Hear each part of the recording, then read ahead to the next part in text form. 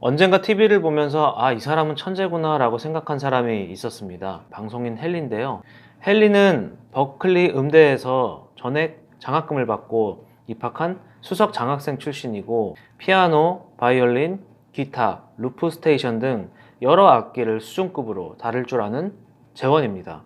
이렇듯 주변을 둘러보면 헨리와 같은 사람들이 덜어 있는데요. 쉽게 모든 일을 하는 것 같지만 절대 저 같은 부류의 사람은 죽었다 깨어나도 생각하지 못할 것들을 생각해내는 사람들. 글쓰기에도 헨리 같은 사람들이 있습니다. 생생한 묘사 덕분에 흔히 디트로이트의 디킨즈로 불리는 미국 소설가 엘모어 레오나드나 19세기 미국 사회를 묘사하며 미국 문학을 주도한 인물로 평가받고 있는 마크 트웨인, 미국에서 가장 많은 베스트셀러 기록을 가지고 있는 최고의 인기 작가 제임스 패터슨. 이들 모두 노력은 기본이겠지만 일면 글쓰기의 천재들이 아닐까 하는 생각이 드는 사람들이기도 합니다. 만약 저에게 이런 작가 중 한 사람을 국내에서 꼽아보라고 한다면 언제나 주저없이 꼽는 작가가 바로 김훈입니다. 그의 문장엔 군더더기가 없고 단문으로 단숨에 모든 상황을 그려내는 능력이 뛰어납니다. 김훈의 저서 칼의 노래엔 이순신 장군이 조선 군사 5,000명이 진주성에서 몰살당했다는 소식을 듣고 그가 느꼈을 절망, 참담함, 슬픔을 써낸 대목이 있습니다. 그는 아주 짧고 간결한 문장으로 표현했습니다. 진주성의 함락 소식을 들은 뒤 진주성에서 조선 군사 5,000이 죽었다. 닭 한 마리 살아남지 못했다. 나는 밤새 혼자 앉아 있었다. 라고 표현을 했는데요. 짧은 문장을 통해 밤새 잠들지 못하고 혼자 앉아있는 모습을 묘사하며 그가 느꼈을 참담한 심정을 더욱 독자 스스로 느끼게 합니다. 그런데 저는 사실 김훈 작가가 아니란 말이죠.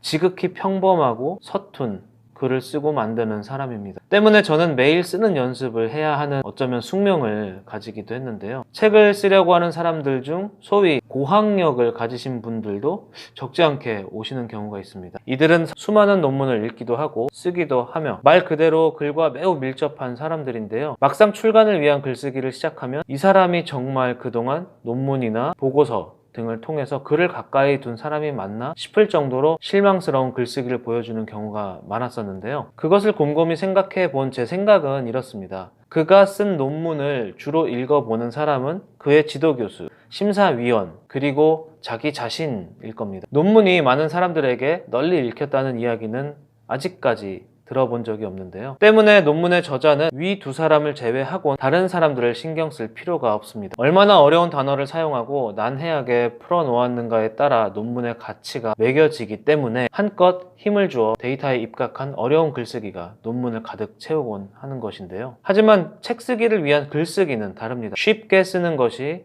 중요합니다. 어린아이들도 쉽게 이해할 수 있는 수준의 글이면 됩니다.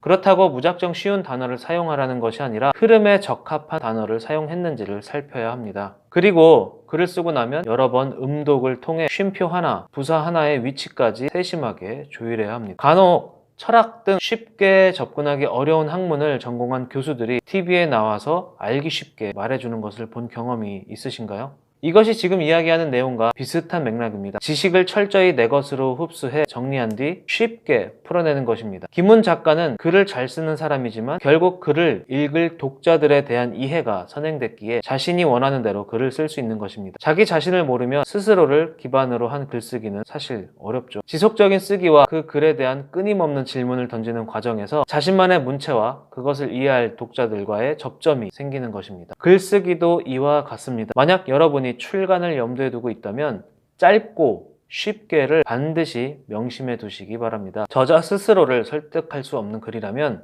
독자는 더욱 이해하기가 어렵습니다. 그건 읽히는 원고라 할 수 없습니다. 글을 쓴 뒤 반드시 다시 읽어보시길 바라겠습니다. 진짜 내 글을 스스로가 이해하고 있는지 말입니다. 감사합니다.